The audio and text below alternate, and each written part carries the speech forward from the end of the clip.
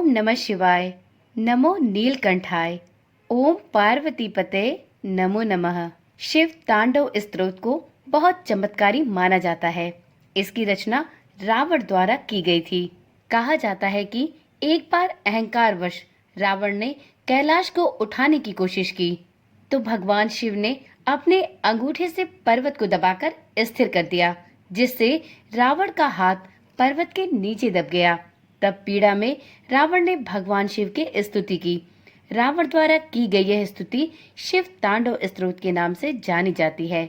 शिव तांडव स्तोत्र का पाठ अन्य किसी भी पाठ की तुलना में भगवान शिव को अत्यधिक प्रिय है। इसका पाठ करने से शिव जी अत्यंत प्रसन्न होते हैं और अपने भक्त पर शीघ्र अतिशीघ्र कृपा बरसाते हैं। आज की वीडियो में हम सभी साधकगण शिव तांडव स्तोत्र का पाठ करेंगे। मित्रों, यदि आप शिव तांडव स्तोत्र का पाठ संस्कृत में करने में असमर्थ हैं, तो चिंता की कोई बात नहीं। आज की वीडियो को थोड़ा समय देकर देखें। आज की वीडियो में आप शिव तांडव स्तोत्र का हिंदी में श्रवण करेंगे। मित्रों, किसी भी स्तोत्र मंत्र का पाठ तभी लाभदायक और आपके लिए फलदायी होता है जब आप उसका अर्थ भी समझ रहे हो। यदि आप बिना अर्थ को समझे किसी भी मंत्र या किसी भी स्तुति का पाठ करते हैं तो वह आपके लिए उतना लाभप्रद नहीं होता जितना उसे होना चाहिए। इसलिए आज की वीडियो में आपके सामने शिव तांडव स्तोत्र की हिंदी में व्याख्या की जा रही है। आप इस मंत्र को भली प्रकार से समझकर और इसके अर्थ को जानकर भगवान शिव की स्तुति कर सकते हैं। तो चलिए आज की वीडियो प्रारंभ करते हैं। ओम नमः शिवाय। जय श्री कृष्णा। आप सभी का सनातन धर्मसार चैनल पर बहुत बहुत स्वागत है। मित्रों, शिव तांडव स्तोत्र का पाठ प्रारंभ करने से पहले जानते हैं शिव तांडव स्तोत्र पाठ के क्या लाभ साधक को प्राप्त होते हैं। तो देखिए मित्रों, नियमित रूप से शिव तांडव स्तोत्र का पाठ करने से भगवान शिव अति शीघ्र प्रसन्न होते हैं। इसका पाठ करने से कभी भी धन संपत्ति की कमी नहीं होती। शिव तांडव स्तोत्र का पाठ करने वाले व्यक्ति का तेज सदैव बना रहता है और उसकी आत्मशक्ति अत्यंत सुदृढ़ होती है। शिव तांडव स्तोत्र का पाठ करने से व्यक्ति की सभी मनोकामनाएं पूर्ण होती हैं। शिव तांडव स्तोत्र का पाठ करने से कुंडली में शनि का कुप्रभाव कम होता है। जिन लोगों की कुंडली में सर्प योग, काल सर्प योग या पितृ दोष हो, उन्हें भी शिव तांडव स्तोत्र का पाठ अवश्य करना चाहिए। मित्रों, अब जानते हैं शिव तांडव स्तोत्र को पढ़ने की क्या विधि होती है। तो देखिए मित्रों, यदि आप भगवान शिव को प्रसन्न करना चाहते हैं और इसके लिए आप शिव तांडव स्तोत्र को पढ़ने का प्रारंभ करने वाले हैं, तो आपको कुछ विशेष नियमों का पालन करते हुए शिव तांडव स्तोत्र का पाठ प्रारंभ करना चाहिए। आपको शिव तांडव स्तोत्र का पाठ सुबह या शाम को प्रदोष काल में ही करना चाहिए। इसके लिए आप सुबह ब्रह्म मुहूर्त में स्नान करके स्वच्छ वस्त्र धारण करें। इसके पश्चात भगवान भोलेनाथ को प्रणाम करें, धूप दीप और नैवेद्य इत्यादि रखकर उनका पूजन करें और इसके पश्चात शिव तांडव स्तोत्र का पाठ प्रारंभ करें। मान्यता है कि रावण ने पीड़ा के कारण इस स्तोत्र को बहुत ही उच्च स्वर में गाया था, इसलिए आप भी शिव तांडव स्तोत्र को उच्च स्वर में गाकर इसका पाठ कर सकते हैं। पाठ पूर्ण हो जाने के बाद भगवान शिव का ध्यान अवश्य करें। तो चलिए अब प्रारंभ करते हैं शिव तांडव स्तोत्र का पाठ शुद्ध और सरल हिंदी भाषा में।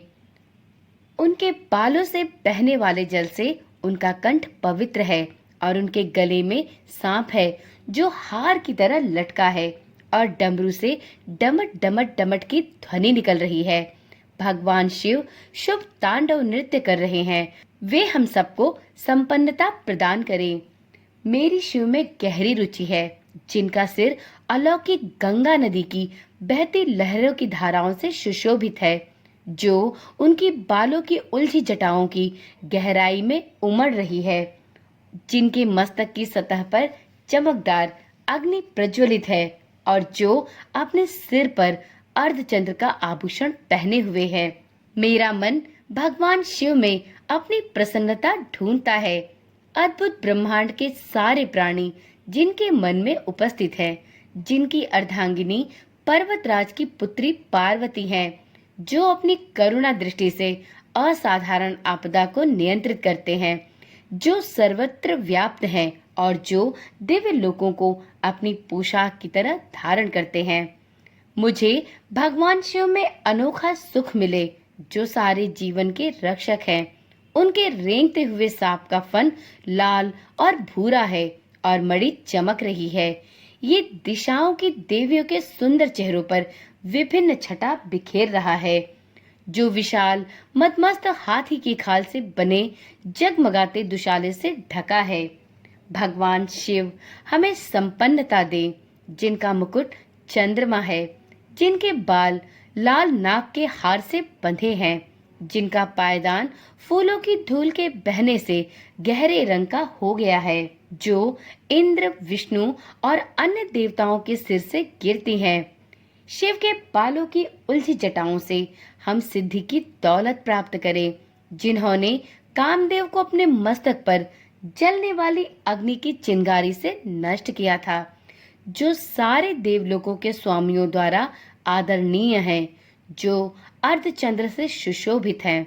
मेरी रुचि भगवान शिव में है, जिनके 3 नेत्र हैं, जिन्होंने शक्तिशाली कामदेव को अग्नि को अर्पित कर दिया। उनके भीषण मस्तक की सतह डगत डगत की ध्वनि से जलती है। वे ही एकमात्र कलाकार हैं, जो पर्वतराज की पुत्री पार्वती के स्तन की नोक पर सजावटी रेखाएं खींचने में निपुण हैं। भगवान शिव हमें संपन्नता दें। वे ही पूरे संसार का भार उठाते हैं, जिनकी शोभा चंद्रमा है, जिनके पास अलौकिक गंगा नदी है, जिनकी गर्दन गला बादलों की परतों से ढकी अमावस्या की अर्धरात्रि की तरह काली है।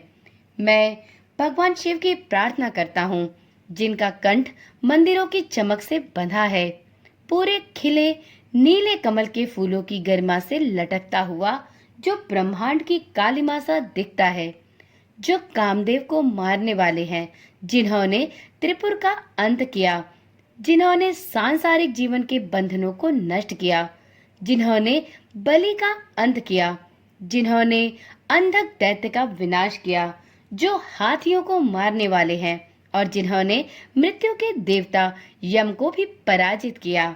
मैं भगवान शिव की प्रार्थना करती हूँ, जिनके चारों ओर मधुमक्खियाँ उड़ती रहती हैं।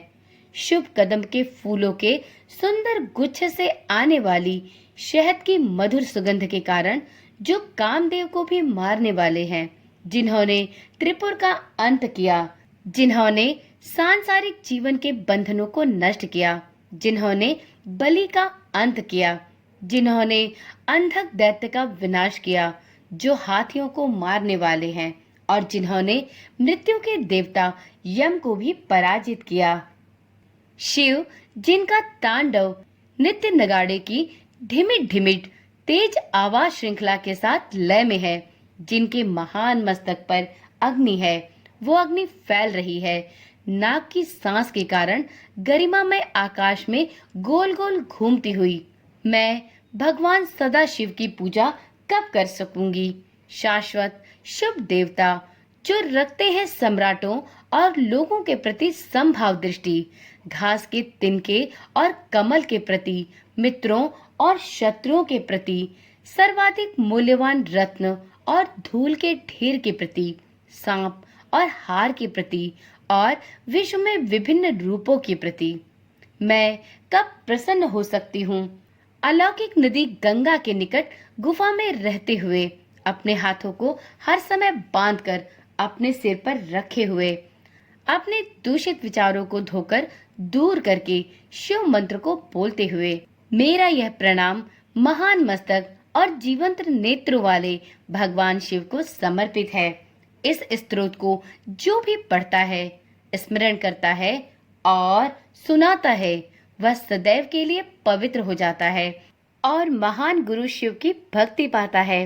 इस भक्ति के लिए कोई दूसरा मार्ग या उपाय नहीं है, बस शिव का विचार ही भ्रम को दूर कर देता है। सायंकाल में पूजा समाप्त होने पर जो रावण के गाए हुए इस शिव तांडव स्तोत्र का पाठ करता है, भगवान शंकर उस मनुष्य को रथ, हाथी, घोड़ों से युक्त सदा स्थिर रहने वाली संपत्ति प्रदान करते हैं। इस प्रकार से श्री रावण कृत शिव तांडव स्तोत्र संपूर्ण हुआ। एक बार प्रेम से बोलिए हर हर महादेव। भगवान शिव को प्रसन्न करने के लिए लंकाधिपति रावण के द्वारा किया गया शिव तांडव स्तोत्र आदि कवि वाल्मीकि द्वारा विरचित रामायण ग्रंथ में संकलित है। आप इस मंत्र का शुद्ध उच्चारण यदि संस्कृत में कर सकते हैं तो आप इसका नियमित रूप से पाठ अवश्य करें।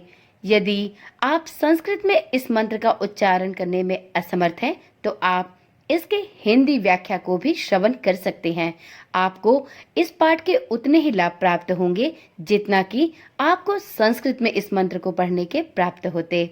तो चलिए मित्रों, आज की वीडियो यहीं पर समाप्त करते हैं।